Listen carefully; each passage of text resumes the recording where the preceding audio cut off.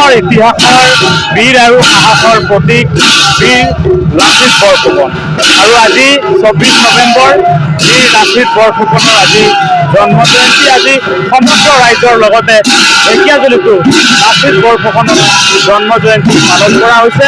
গোটেই বীৰ লাচিতৰ জন্ম হৈছিল আৰু আজি সমগ্ৰ ৰাজ্যতে এইগৰাকী মহান বীৰ পুৰুষ লাচিত বৰফুকনৰ জন্ম জয়ন্তী পালন কৰা হৈছে আৰু আমি এই পৰিৱেশ দেখুৱাইছোঁ ঢেকীয়াজুলিত বীৰ লাচিত সেনাৰ শোণিতপুৰ জিলা সমিতি আৰু ঢেকীয়াজুলি আঞ্চলিক সমিতিৰ উদ্যোগত 402 সংখ্যক বীৰ লাচিত বৰফুকনৰ জন্ম জয়ন্তী ঢেকীয়াজুলিত বীৰ লাচিত সেনাৰ শোণিতপুৰ জিলা সমিতি আৰু ঢেকীয়াজুলি আঞ্চলিক সমিতিৰ উদ্যোগত পালন কৰা হৈছে।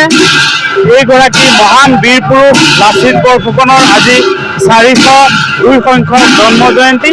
আজি সমগ্ৰ ৰাজ্যৰ লগতে ঢেকীয়াজুলিতো লাচিত বৰফুকনৰ জন্ম জয়ন্তী পালন কৰা হৈছে। কি ক'ব আজি এইগৰাকী মহান বীৰ পুৰুষৰ জন্ম আমি জয়তে অসমৰ সমূহ খিলঞ্জীয়াবাসীক আমি আন্তৰিক শ্ৰদ্ধা নিবেদিছোঁ।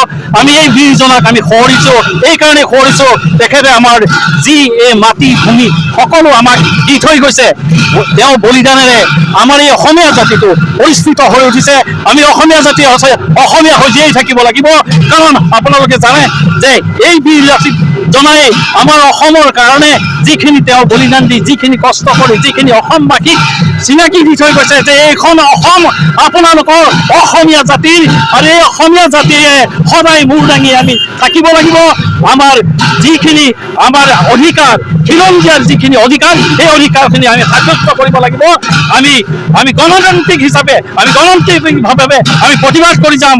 আমাৰ যি ভৰিৰ তলৰ যিখিনি মাটি আছে এই মাটিখিনি যাতে আমি আকৌ সুৰক্ষা কৰি ৰাখিব, নতুন প্ৰজন্মৰ আমি সোঁৱৰাই দিব পাৰিছোঁ। তেওঁলোকক শিকাই গৈছোঁ যে এই বীৰ লাচিতজনে অসমৰ কাৰণে বলিদান দি এই অসমীয়া জাতিটোক জীয়াই ৰাখিছিল।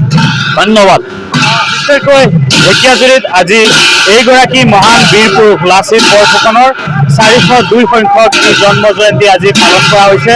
বীৰ লাচিত সেনাৰ ঢেকীয়াজুলি আৰু শোণিতপুৰ জিলা সমিতিৰ উদ্যোগত মই উদ্যোক্তাসকল আছে তেওঁলোকৰ সৈতে কথা পাতিম। যিহেতু আজি লাচিত বৰফুকনৰ 402 সংখ্যক জন্ম জয়ন্তী আৰু আছে কি ক'ব?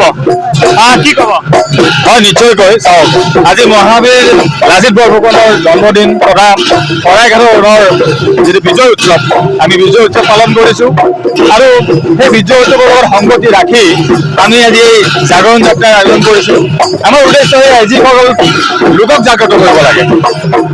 আমাৰ উদ্দেশ্য যে যিসকল অসমীয়াই কিছু হেৰুৱাইছে তেওঁলোকে যাতে জাগ্ৰত হয়, পুনৰাই আমি যাতে বজাৰ দখল কৰিব পাৰোঁ, আমি পথাৰ দখল কৰিব পাৰোঁ, অধিকাৰখিনি আমি যাতে পাব পাৰোঁ। সেয়াই এনেধৰণে ওলোৱা হৈছে সাংস্কৃতিক শোভাযাত্ৰা। শোণিতপুৰ জিলা সমিতি বীৰ লাচিত সেনা আৰু ঢেকীয়াজুলি আঞ্চলিক সমিতিৰ উদ্যোগত এনেধৰণে আজি ঢেকীয়াজুলিত মহাবীৰ লাচিতৰ যি জন্ম জয়ন্তী পালন কৰা হৈছে।